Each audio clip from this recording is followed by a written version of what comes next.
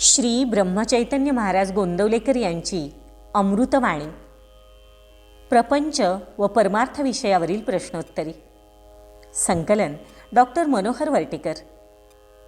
परमार्थाविषयी महाराजांना विचारल्या जाणाऱ्या प्रश्नांपैकी 2 प्रश्न या भागात आपण घेणार आहोत. प्रश्न क्रमांक 1.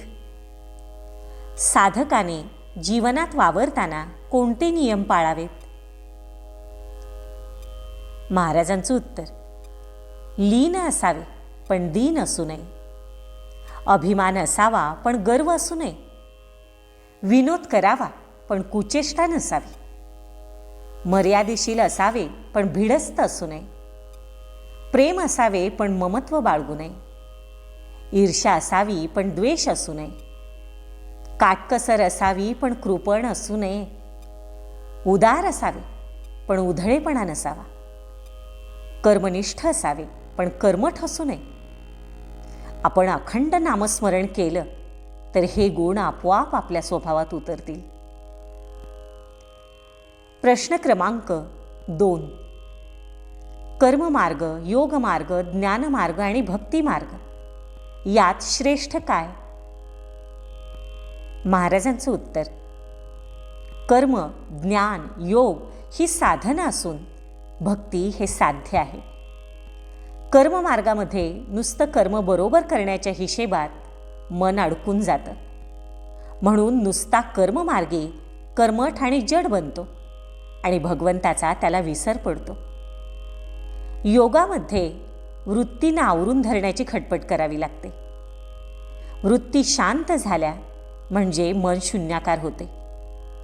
वृत्ती आवरणाऱ्याला भगवंताचे प्रेम असेलच असं सांगता येत नाही.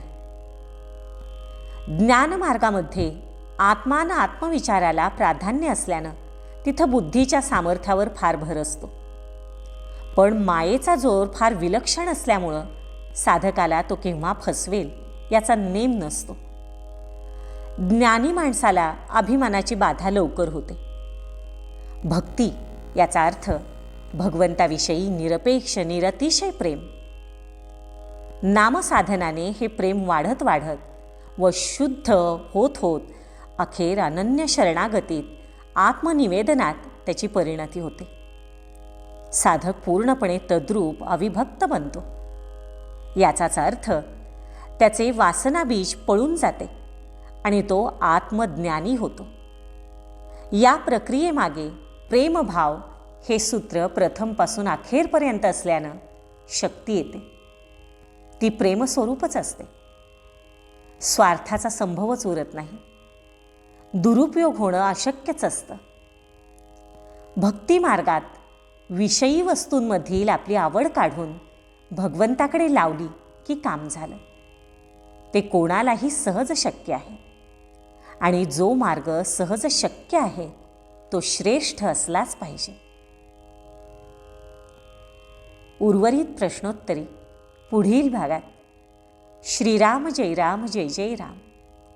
व्हिडिओ लाईक करा, शेअर करा, सबस्क्राईब करा आणि कमेंट्सही जरूर करा.